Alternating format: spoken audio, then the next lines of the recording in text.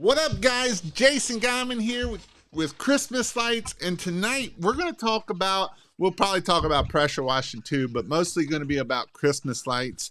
It's going out on pressure washing. Chris is a pressure washer too, so like again, we'll probably be talking about both. But tonight, I want to talk about how Chris got to $100,000 his first year, his second year $250,000, and this year the third year $300,000 in just 3 years. And so that is what we are going to hit on tonight. I would love to know how my audio is if everything is good. And once Chris gets going, we'll see how his audio is going. I may have to put the headphones on. We'll see. But this week's been a great week. I've been doing 75 hard for 13 days now. And I know that last night I almost failed, right? In business, we almost failed sometimes. Last night I almost failed 75 hard.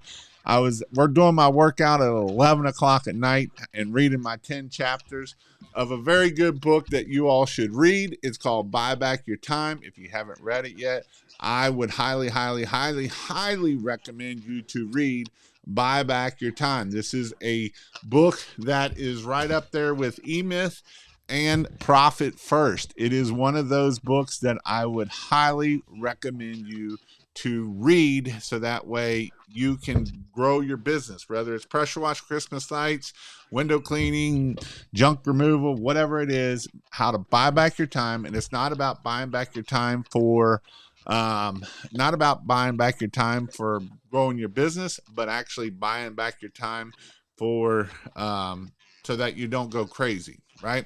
So before we find out more about Chris, I see we got some people on here. We got Gabe from Arizona. How are you doing?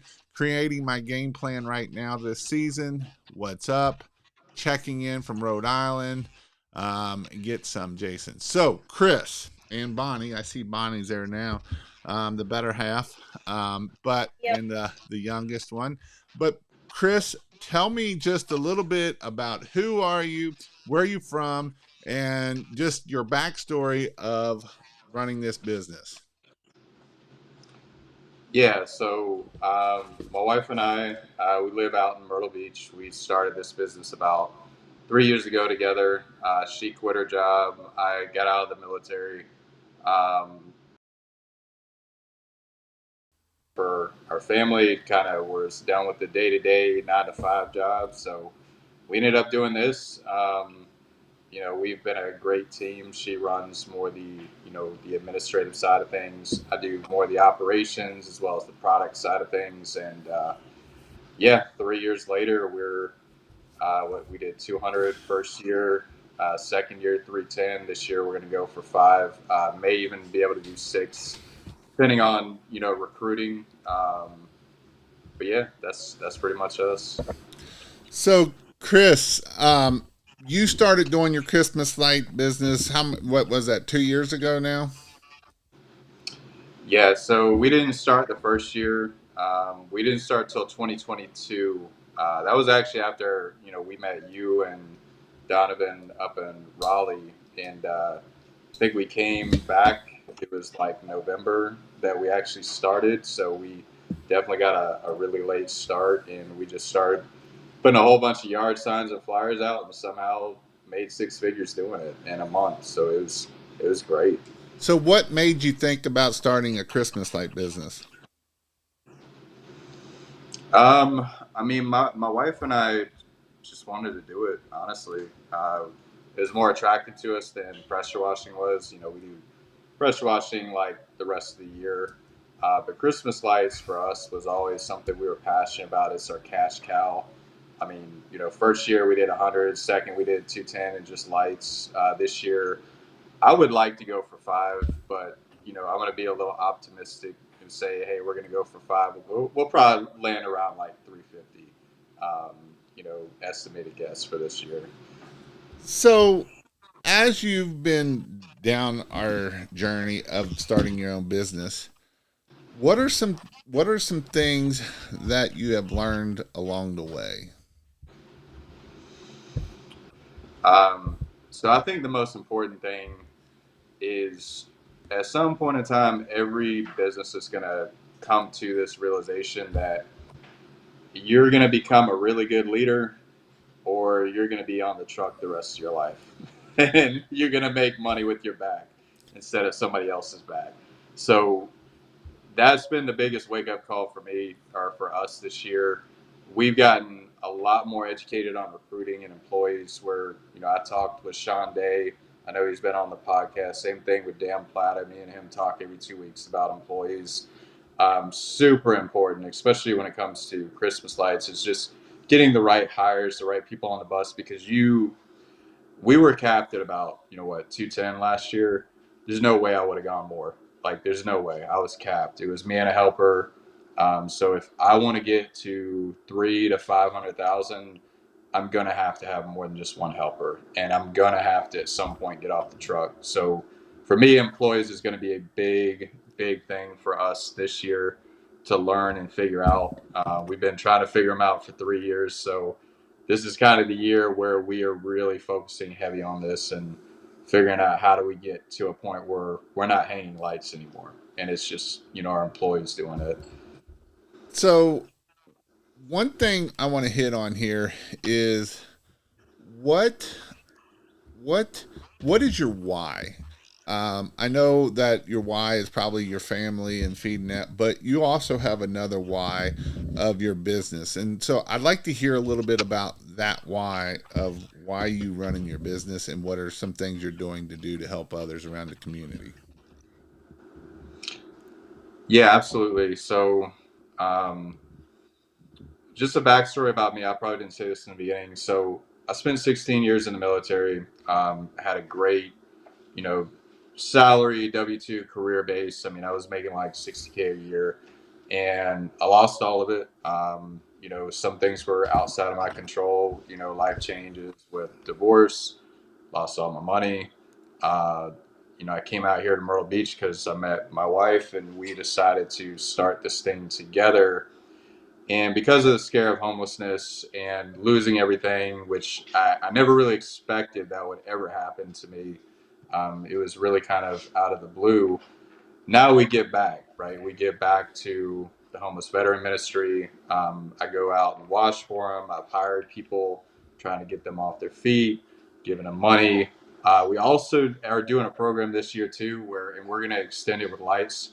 Any, I need to make sure I be careful about how I'm saying this, but any disabled veteran, because I'm a disabled veteran as well, that is like really in need of like house wash because they can't afford it. HOA is sending them letters, or even like a disabled vet. Maybe it's last Christmas they're terminally ill, something like that, and they just want a little cheer.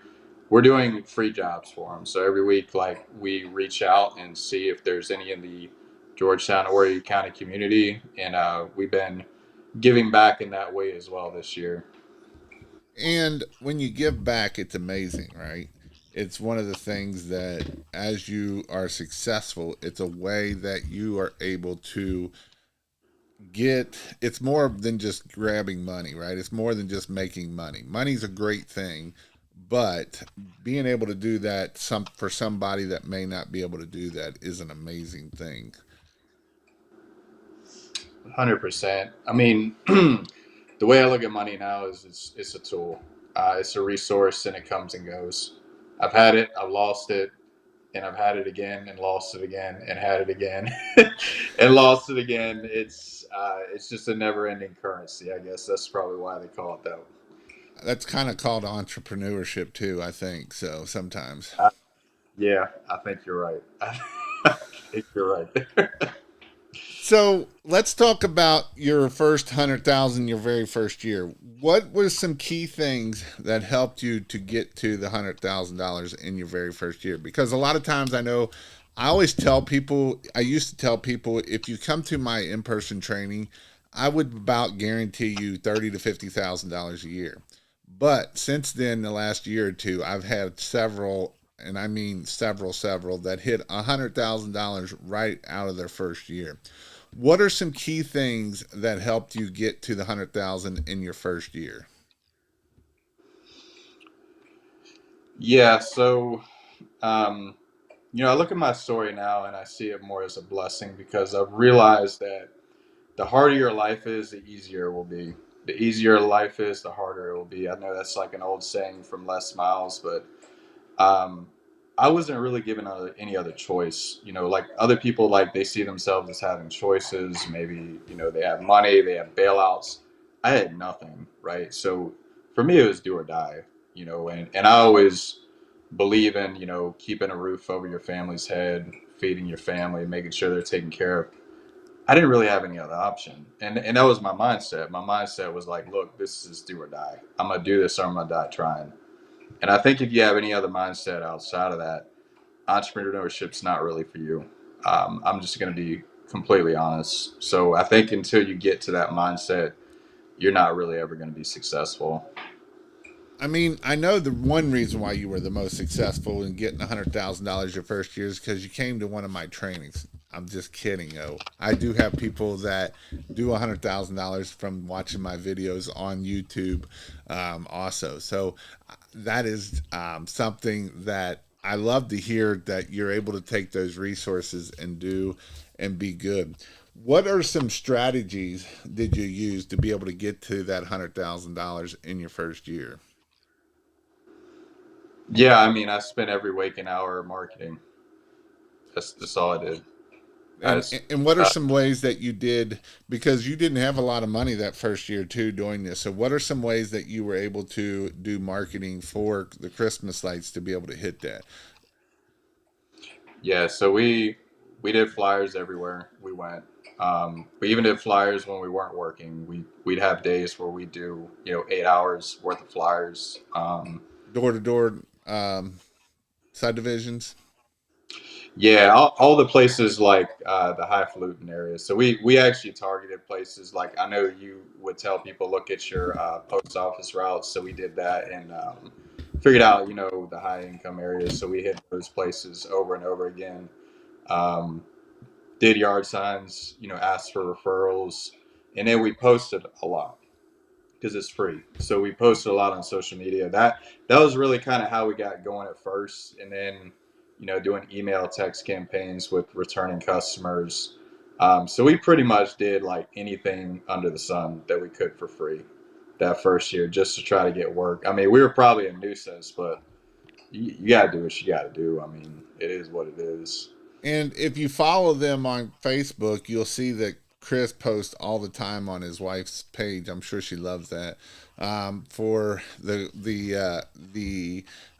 for pressure washing and Christmas lights, and obviously you must get some work off of that, or otherwise you wouldn't be posting so much. And when I mean posting, you post at least once a day, if not twice a day, right? Yeah, we post a lot. Yeah, and we have a lot of different platforms. Like we do LinkedIn, Nextdoor, Facebook, YouTube, TikTok, Instagram. So we're posting everywhere. I mean, we're trying to do multiple touches with social media, just like we're doing multiple touches with email marketing, text, calling, flyers, yard signs. So there's not like one specific thing we do. We do, probably 5 to 10 things just because if one starts dropping off, the others start kind of picking up. So I've always found just to have, couple different ways of marketing so you're not too dependent on one. I guess that's the whole don't put all your eggs in one basket saying. Yep. Exactly. So, what was the biggest challenge you faced in the first year, year one, and how did you overcome them? Um, well, I just, I got that personality where I just sell a job and go do it and not really know what is going on. So like, we go out there and I'd be on YouTube most of the time learning how to do Christmas lights or like going through slides and I'm like, holy crap, like what do I get myself into? And then I guess eventually, over time you figure it out. I mean, YouTube is, I mean, amazing now. You can learn anything on that thing. Now, I'm going to take a couple minute break, and I want to hit on something here that um, I want to hit on something because I know two people this week that have fallen either from a roof or from a ladder that I know personally. And I want to make sure that as we are on here listening, I want you to make sure that if you do this business or pressure washing or whatever, make sure one guy was on a ladder and the other one was on a cedar roof. One guy broke both legs, the other guy both broke arms and all kinds of other things. And so what I want to tell you is this is a very, you have to stay safe. And the last thing I want to do is get someone else that I know personally hurt. And so one of the guys actually did come to my class, but he was cleaning a cedar roof and he fell off the roof. And so I want to take a plug here of a little bit about safety because a lot of times we don't think about it or we don't, we think that it's just one little bit further and we can do it. But it's one thing that if you fall off a roof and you get hurt, it's your business is going to be not good, right? Especially if you don't have employees. This is your only way that you're making money. And if you're an owner operator, you're going to be out of business and no money coming in at all. And so I want to hit on this because, like I said, I've known two different people, two different areas. And the one post he posted on the Pressure Washing Bros, and there was a bunch of people like, man, I fell last week. Or so I just want to hit on make sure that you guys stay safe out there. It's one thing to make money. You can go make $2,000-$3,000 average ticket on Christmas lights, but if you fall off the roof, it don't matter how much you make. So be careful out there. Don't do nothing stupid. That's all I'm asking you not to do. So, Jason, did you ever show that video I posted, the guy with the aluminum ladder? I did show that one up by the power lines. That's another thing, right? Power lines will kill you. It will kill you if you hit the power lines with a pole. And so it's definitely one of those things that you need to make sure that you are being careful. And it doesn't matter what you're doing, how you're doing it. But I just want to make sure that you guys stay safe. A water fed pole is a dangerous thing, even if it is not aluminum and it's a fiberglass. Because if that fiberglass has dirt on it or water on it, it don't do you no good. It will kill you when you hit that power line. So make sure you're being safe on that also. So thank you for bringing that up, TCs, because that is something that is definitely important. So with that, what do you do stupid that you shouldn't be doing safety wise? Or actually, let's talk about it better. How do you make sure that your employees are being safe? So we're gonna have to do some stuff differently. My employees, hypothetically get on ladders and roofs, but that's just hearsay. Um, but I would make sure they're strapped in and have a pitch hopper and roof goat and bull horns on the ladder, all that in a spotter on the ground. If they did get on roofs. Right. So let's talk a little bit about how did you go from $100,000 your first year to $250,000 your second year? Yeah, I never stopped marketing. So this was something we had figured out through you going through your training. So like one of the things with Jason's training, Christmas lights is really easy. You're gonna figure it out. The tech side is so easy. Like I wouldn't even waste a lot of time with the tech side, but you need to learn the business side because I see a lot of people do this business. We're like the highest people in this area, and we probably are like one of the biggest Christmas light companies in Myrtle Beach. I'm not saying we're the biggest, but we are definitely one of the biggest and the most expensive. And we learned that all through going through Jason's course. We've never sold anything less than $10 a foot, never. In Myrtle Beach, where you can't make money, I've never sold anything under $10 a foot. So. Be careful what you listen to because it's not all true. And I'm telling you from my side of things, the reason why we hit over 200 is because we never weren't premium priced. We started premium price and we'll end premium price. We'll probably even go up more than $10 a foot this year. We're looking at 12 for certain things. Now that we have experience, we know we need to be a little more expensive on certain roofs. But I'm sure there's not any $6 or $4 foot guys in Myrtle Beach, They're not in business anymore if there is. or there's a bunch of them and they're not in business next year, right? That's usually how that happens. Yeah. So obviously, to get to the 250, you're at the $10 a foot. And Bonnie is an amazing salesperson. Of also, she's the one answering the phone, or do you answer the phone still? No. So during Christmas light season, we really have to split.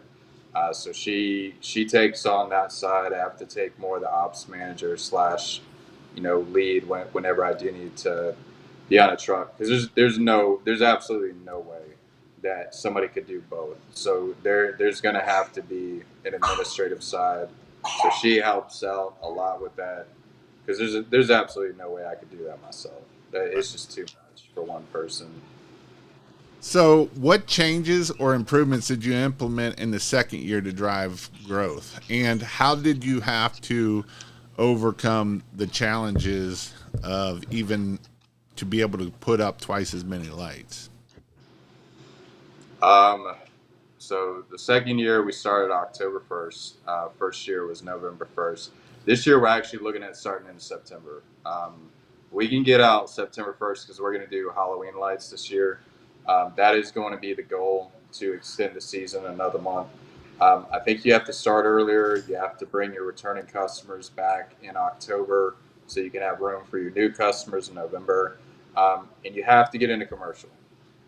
Commercial is tough. I will tell you, like, you need to have cash flow going because if you don't, you're going to get yourself in trouble. Because we got ourselves in trouble with a couple of jobs last year, and we won't do that again this year. So, hiring is going to be a big thing. We're going to have a second truck on the road this year. That way, cash flow is coming in during these big commercial jobs. Just, quick pro tip from somebody who messed that up. So, make sure you always have cash flow coming in. Yeah, I agree 100%. So, let's talk a little bit about commercial. So, what are some ways that you've been able to get your commercial work? A lot of it is just the advertising. We run Google Ads. We have a website. We do the yard signs. We do the flyers. We do networking. We did, networking groups last year. Um, we actually got into a good job, which I think I'm not going to say that we're going to get it this year, but we might. Um, we've already put a bid in for it to redo it. But a lot of it is just you just got to market. I mean, the more you market, the more you network, it's going to come. I mean, I've never seen somebody who markets the crap out of their business not make any money. Now, I haven't what would you say is more important, knowing how to put the lights up or knowing how to market? known how to sell 100%. Because if you can't sell, you're not running a business. Like I don't think it matters. You can find. I mean, we were bringing in people last year, and I was like, within a week, they were installing lights by themselves. It's not hard. It's pretty. I think it's easier than pressure washing, honestly. Yeah, don't fall off the roof, and here's how you do it. Yeah, just plug it in. Exactly. Don't stick it in your mouth. Right. So, how do you manage your teams and operation during the busy season when the busy season gets crazy and hectic? So my goal this year is to not hang any lights. Last year I led from the front. I was with them and I was pushing them hard. I mean, and there were hard days. I mean, we were working 12-hour days in the rain sometimes. I mean, it is what it is. It's a short season. You got to do it when it's there. But my goal this year is to bring in a lot of the people I had last year as seasoned technicians and really change the pay structure. So we are going to performance-based pay. I can go into a little bit if you want me to. Yeah, let's talk about that a little bit. So we're going to do it in a two-phase um, performance-based pay. I'm going to do it in two phases. So there's going to be a percentage up front for the hanging and the maintenance of the lights, and then there's going to be a percentage on the back end for taking down. So right now, our pressure washing trucks, they get 20%. So we're looking at 20% for Christmas lights, but it's not all going to be up front. I'm looking at 15% up front when the money's good, and then when the money's not so good in January, that extra 5% is going to come from the takedown. And the way I got it managed out, if we're looking at a two-man crew doing 10K days, I mean that's a lot of money. I mean, they have an opportunity to make what, 7, 8, 9,000 a month. I mean, I don't foresee them turning that down for another job. Right. Yeah, that's pretty good. Um, I'm trying to do like a couple things here. Um, Paul put you need to set the terms with commercial clients so that way you're not waiting on stuff. But I do, I mean, I always know, even in pressure washing with commercial, I always tried to have at least one truck running residential for cash flow, because cash flow is definitely something hard.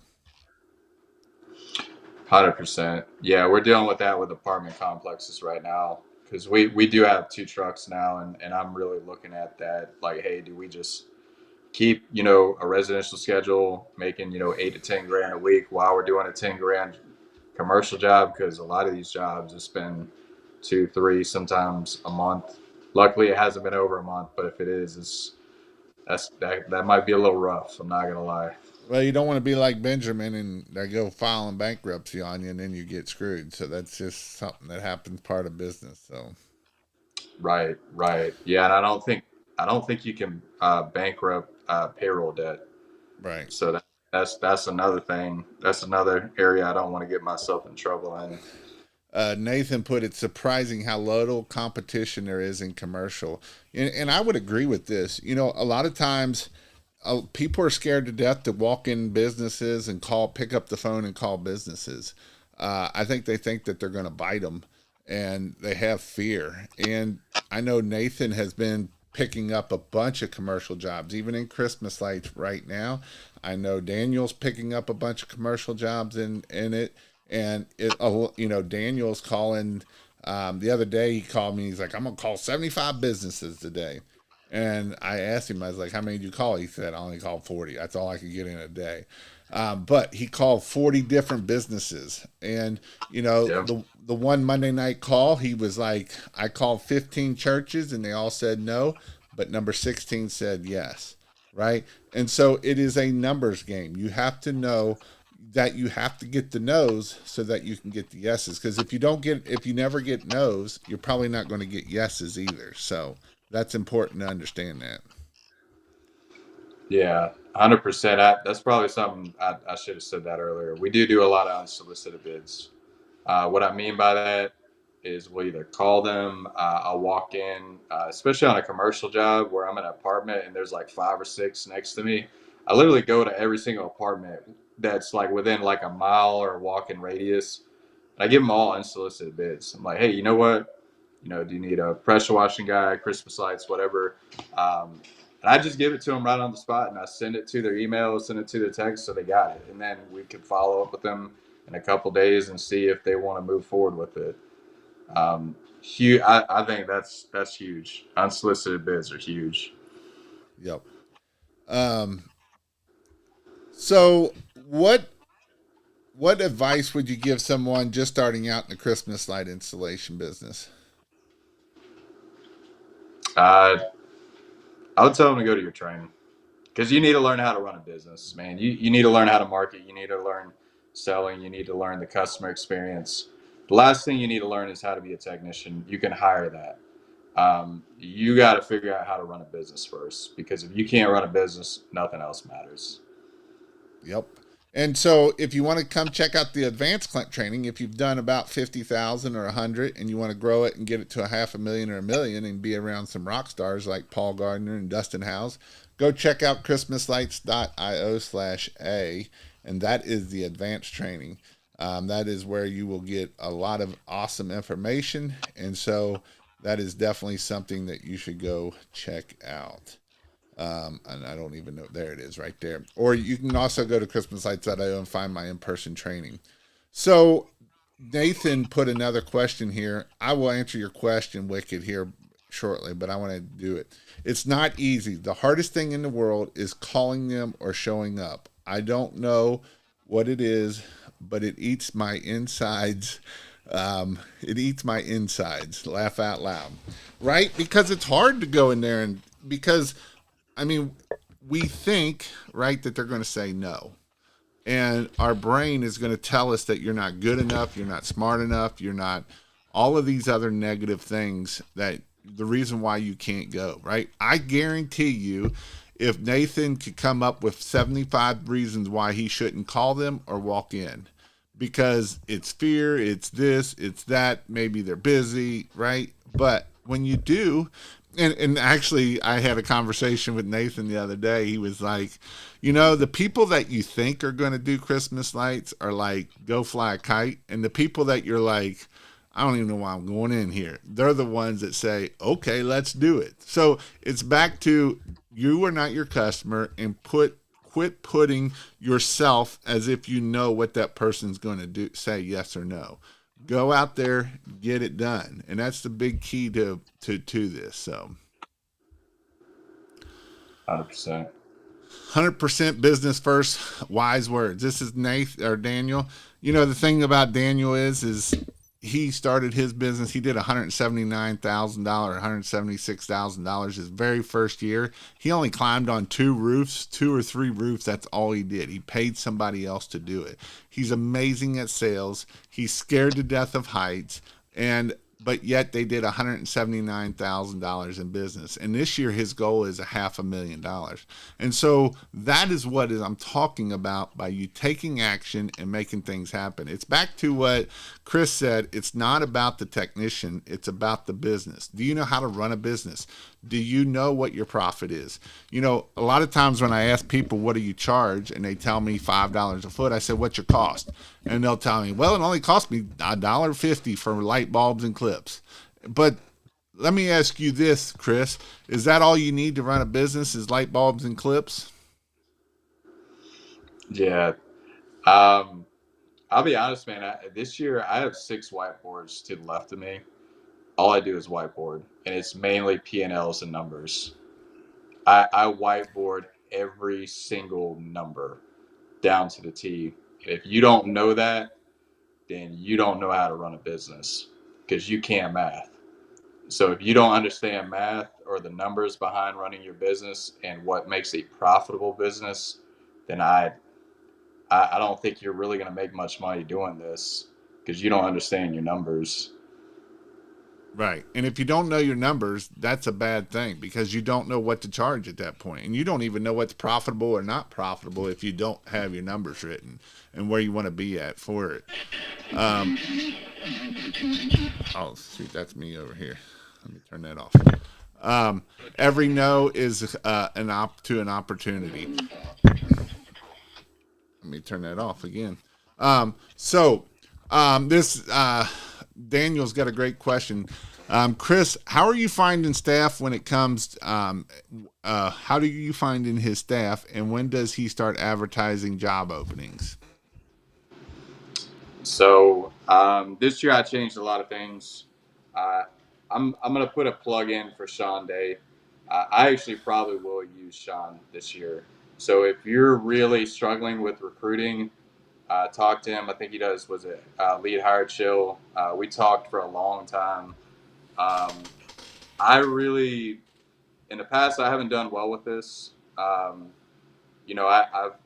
heard all the podcasts. I've talked to all these guys about how to recruit, personality tests, how to filter people out, how to do 3-stage process interviews.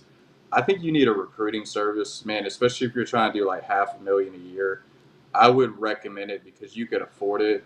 I mean, yes, I think he's like 400 or 500 a month plus. You got to do ad spend, but it may be worth talking to that guy. Because I'd like to say that I'm good at this, but I'm not. I'm still learning employees, how to recruit, how to keep a bench. But he would be a good guy to reach out to. Yeah, and we're not waiting till October to start hiring either. We're going to start this process in July and August, so that way when September and October come, we have a whole bench and a lineup ready to go. And if one person's not ready to go, we can go to the next person and get them ready to go.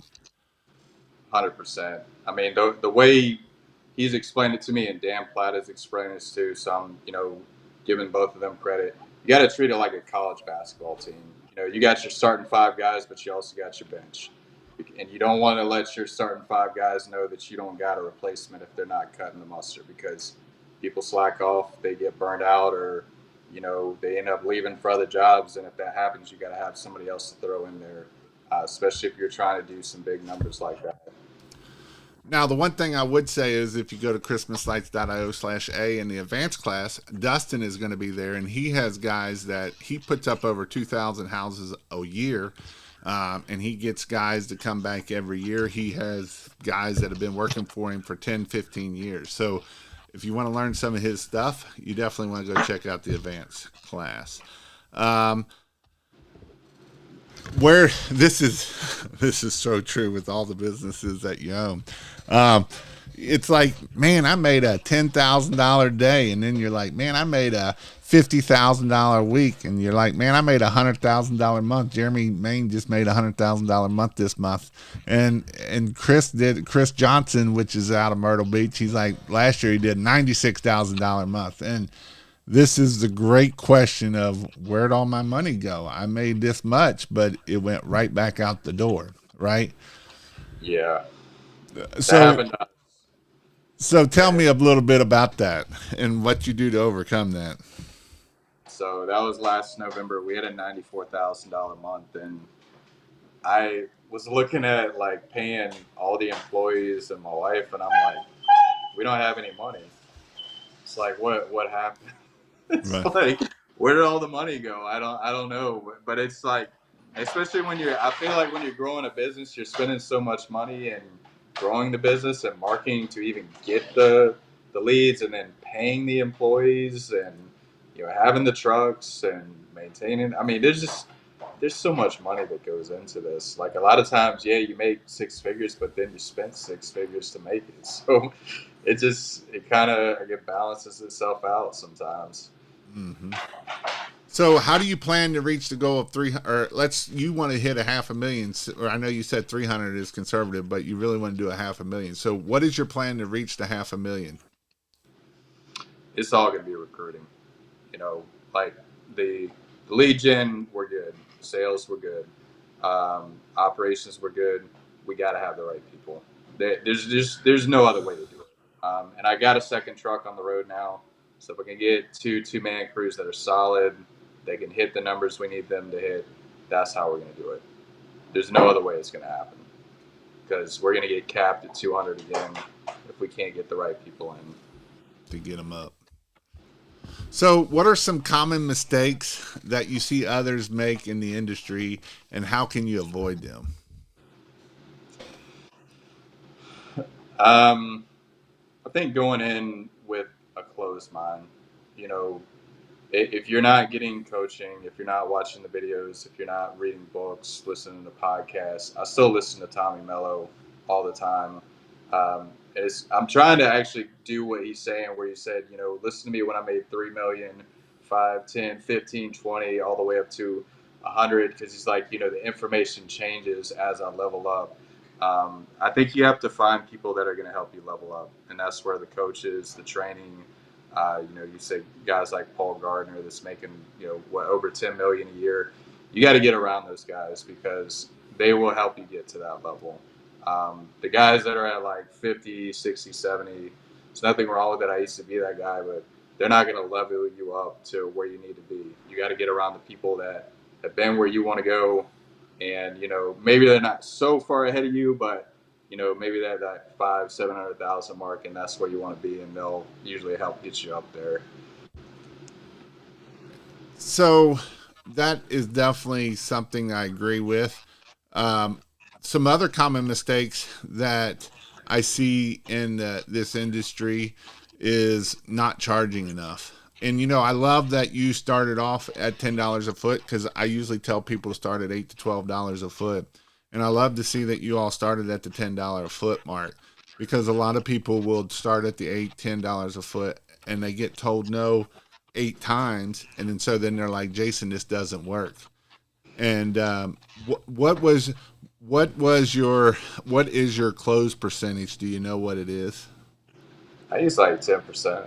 So that means you got to get 9 no's to get 1 yes, or you might have to get 18 no's to get 2 yeses. Because, right, that is why it is important that we make sure that we understand how to do this. So, 100%. I'll be honest. If we weren't charging what we charged the first 2 years, we wouldn't have made it. There's no way. I mean, we would not have made it. So keep that in the back of your head. If you're not doing $8 to $12 a foot, maybe you're just a better business guy than me. I don't know, but there's no way I would have made it that first year if I wasn't charging that. yep. Um, how do you schedule your returning customers? Do you try to get them in October and leave the schedule open for new customers in November? Yes. 100%. 100%. Hey, Wicked, I know you asked a question earlier, and I know it was on pressure washing, but I want to answer it for you because I just want to answer your question because I like doing that.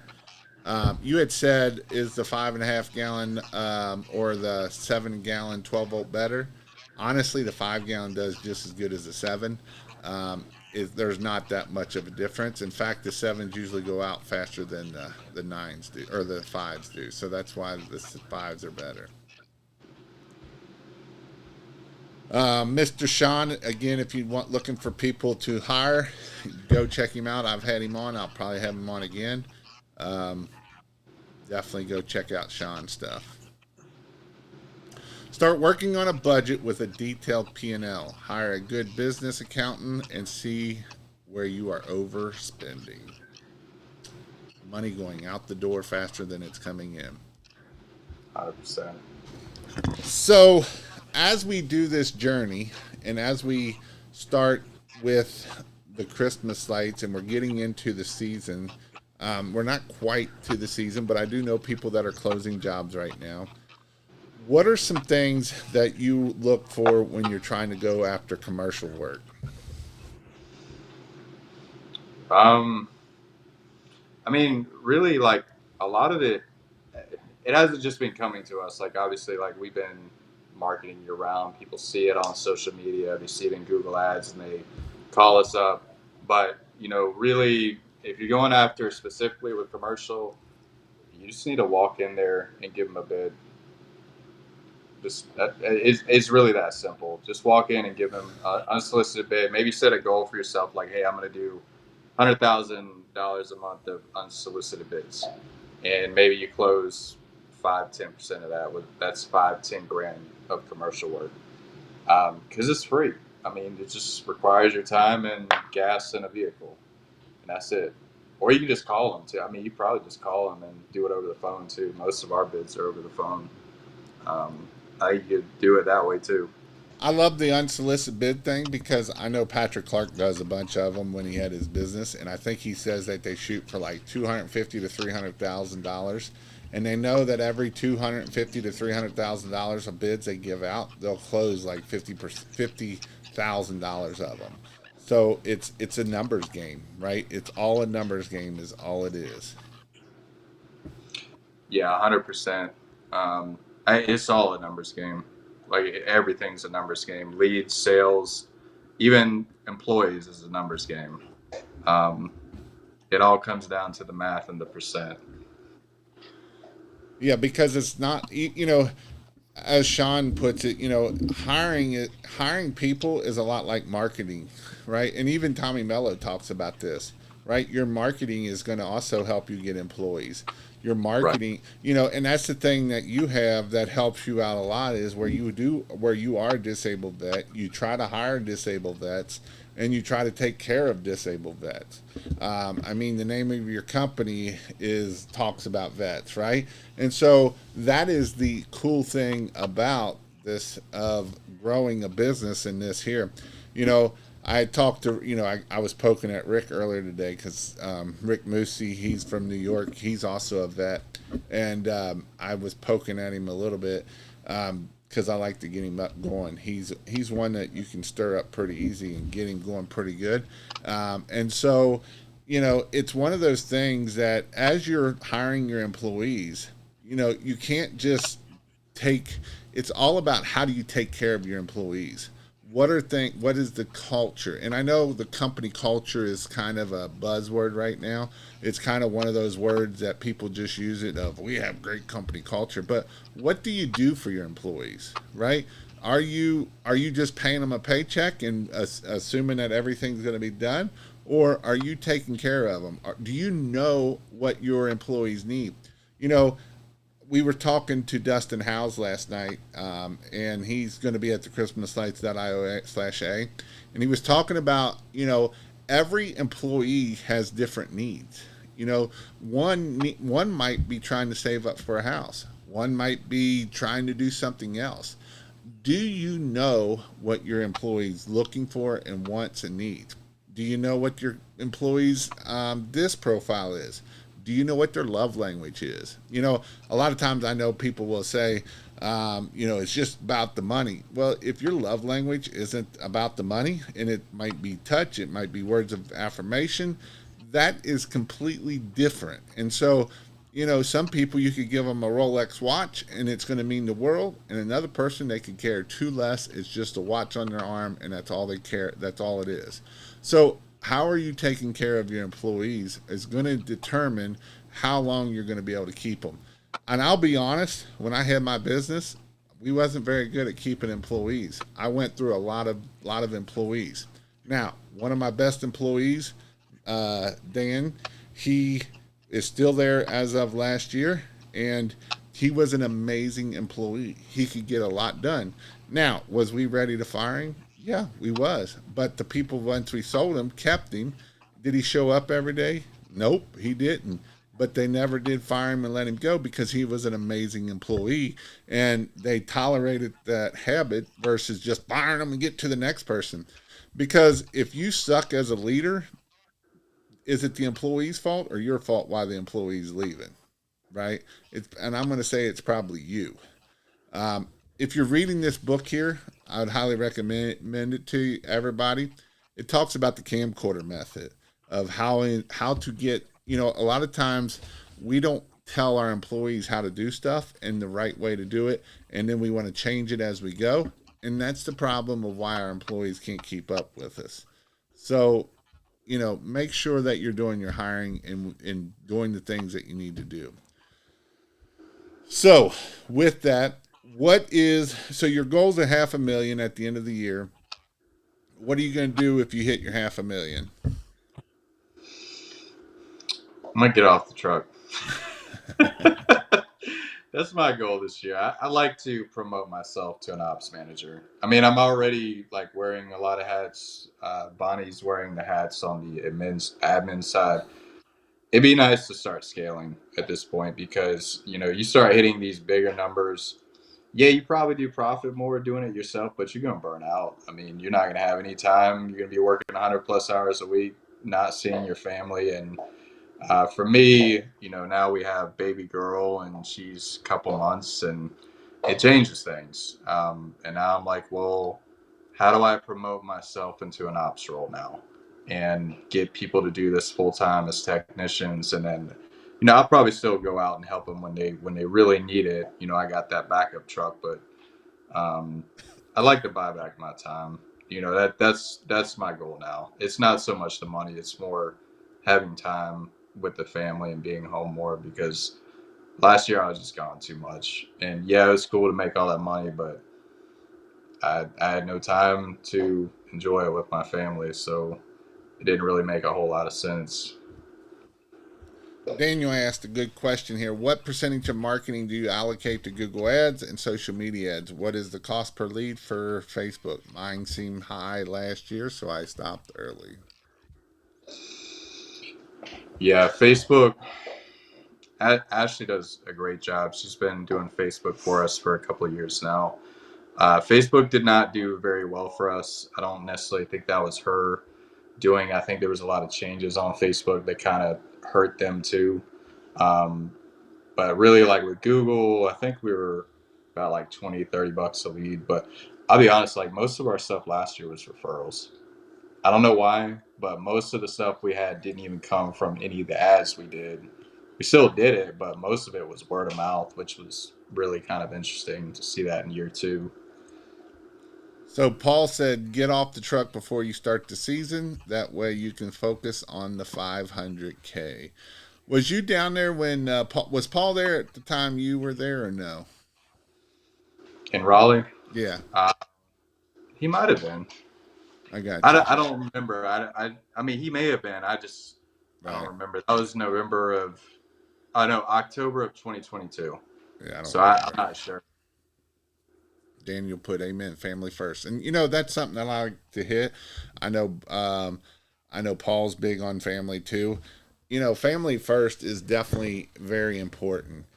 And Paul always states this quote, and ignore that my daughter's getting closer to 18. It sucks. But did you know you only spend 90% of your kids' time by the time they turn 18? After that, you only spend 10% after the age of 18 that you get to spend with them. So that is why it is very important of why you want to spend your time with with your kids, because when they turn 18, they're gone. They get married to do that, and so that 90% of the time that you get to spend with them is very important of why you should be spending that time with your family. Jason, my wife just passed me a note, so I need to let her talk and shut my mouth a little bit so I don't get in trouble. So let me turn this camera real quick. Okay. You're saving me from sleeping on the couch, so let me let her talk real quick. So I have some tips. I think in the beginning, Jason, you said what was one of the biggest obstacles the first year, and just from the technical side, I'm not joking. Make sure you have enough SPT1 wire and freaking V plugs, because you are screwed if you don't have enough of those. I can't tell you how many stores I went to, every Home Depot, every home office, whatever place, to try to find the wires, because we always ran out. Number two, for sales. We did this year on accident, but it worked amazingly well. Find a rich neighborhood, sell the very first house in that neighborhood, and sell a big job. So everybody who's passing through into that neighborhood sees what you're doing. They see your truck and they see the job that you're doing. And we did a really good job on the front of a rich neighborhood. I think we ended up, how many did we? It was like 20 houses and probably the Yeah. richest part of Polly's. I mean, it was crazy. Yeah, they saw what we were doing, and then people would just stop. Hey, come! I'm right down the road. Can you give me a quote? I'm right down the road. Can you give me a quote? And I was just walking around the neighborhood selling jobs. So that's a sales tip. So I want to ask you, you got any other good tips? Um, oh, for commercial, some cities and some towns will open up. They want Christmas lights, like they want to decorate downtown. So they'll actually put, um, you can go on their website and they'll put an open bid for all of the companies, and you just put in your bid, like, and you could possibly win. That's how we won our bid for our big commercial job. Was we went on the website. So Sam else put, we do a corner lot $100 discount when we are able to leave yard sign for 2 weeks. That's smart. Yeah, that's really smart. And Paul said, tell your wife to quit telling all the secrets. I tried. I It tried to don't tell. it don't work very good. I want to Oh. ask. I want to ask on the female side of working with your husband in a family business. What are some things or things that you have to do that's on the female side of things, and how It's does like, that work with your relationship? oh Lord. Um, you just kind of have to know your roles, and I don't mean that in a sexist way. I mean that in, like, who's better at what, and then you you stick with that. Like, obviously, he's the tech. He's gonna figure out how to do the job. He's gonna figure out the wiring, all that stuff. I'll have to go get the wires, but I'm not wiring it up. Um, for me, I'm in the sales lane. I like to do designs for people. I'm very visual. A lot of people are visual, so I take the time to do the Canva, makeups and stuff like that. So, yeah, I would say basically find out each other's strengths and then roll with that. So I agree 100%. Find and stay in your lane. And now let's talk a little bit about a lot of times when we're both in the business, it can get into our family time. Do you all have like a certain time that after this time we're not going to talk business? I mean that's really essentially the goal this year. The first 2 years, I mean, good luck. Unless I guess I mean if you really like plan for it, yeah. But I think the first 2 to 3 years is tough because they're growing years.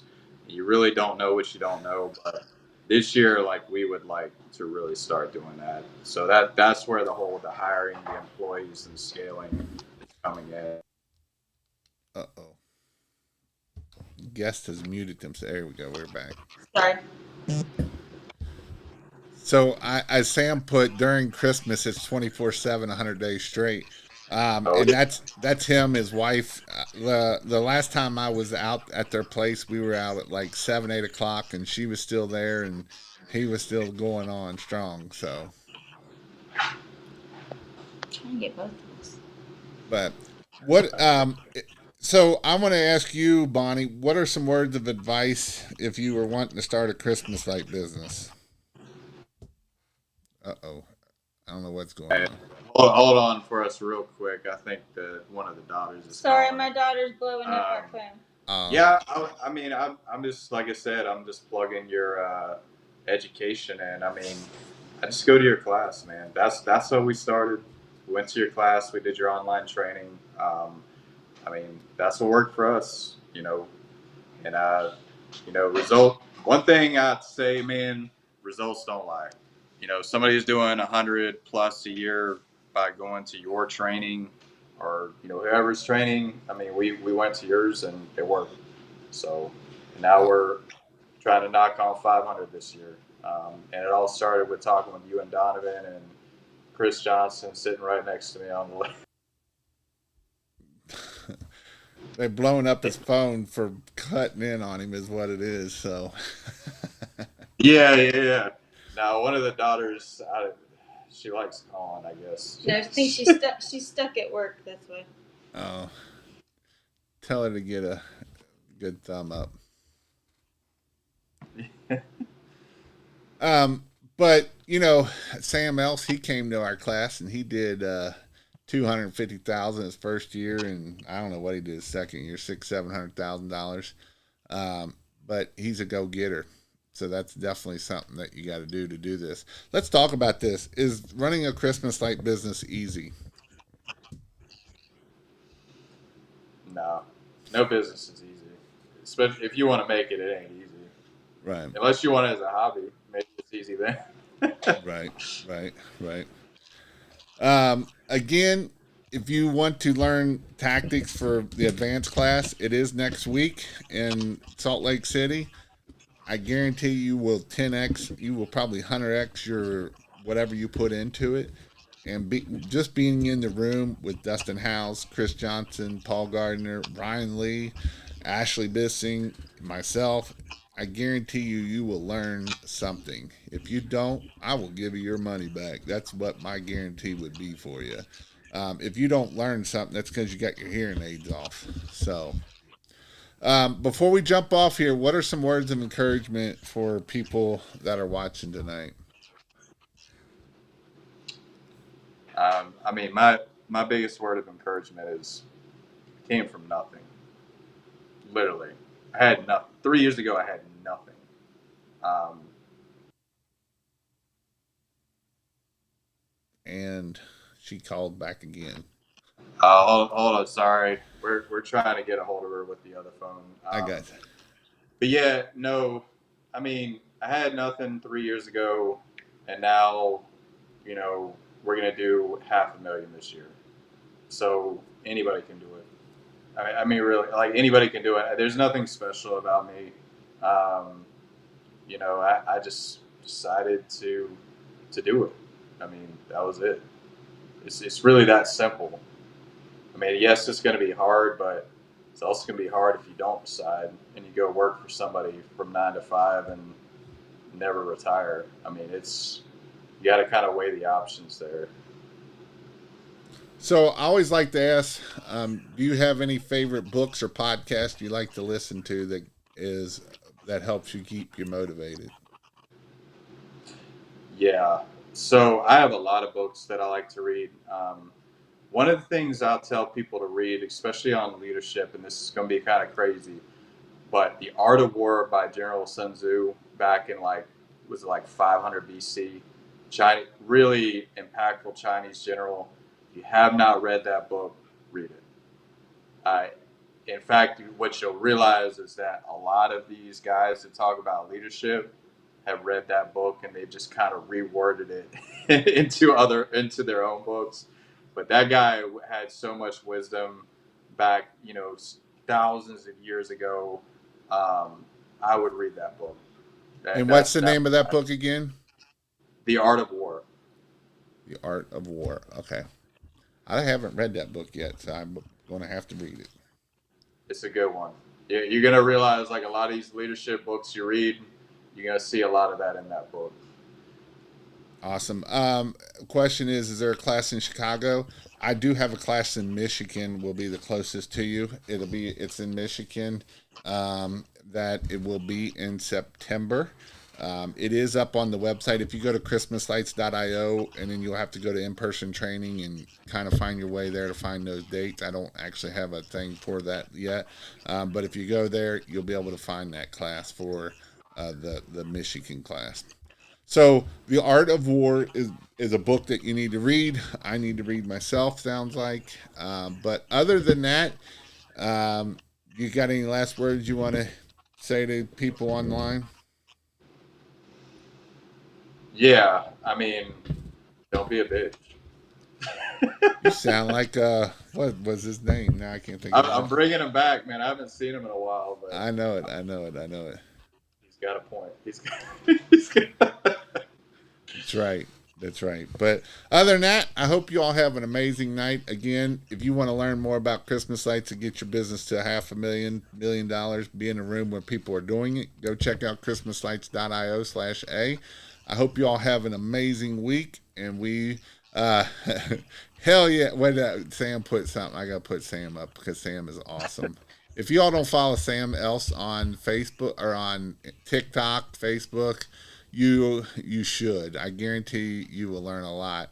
Hell yeah, preach that. Don't be a bitch. Just man up. we got to bring Bobby back, man. I don't know what happened to him. Bobby Walker. Yeah, last time I talked to him, he's still doing good. I hadn't talked to him in about a couple months, but I know he was struggling. He's got his own demons, so trying to get over it. So, but other than that, I hope you all having a great night, and we'll see you all later. Hang on there.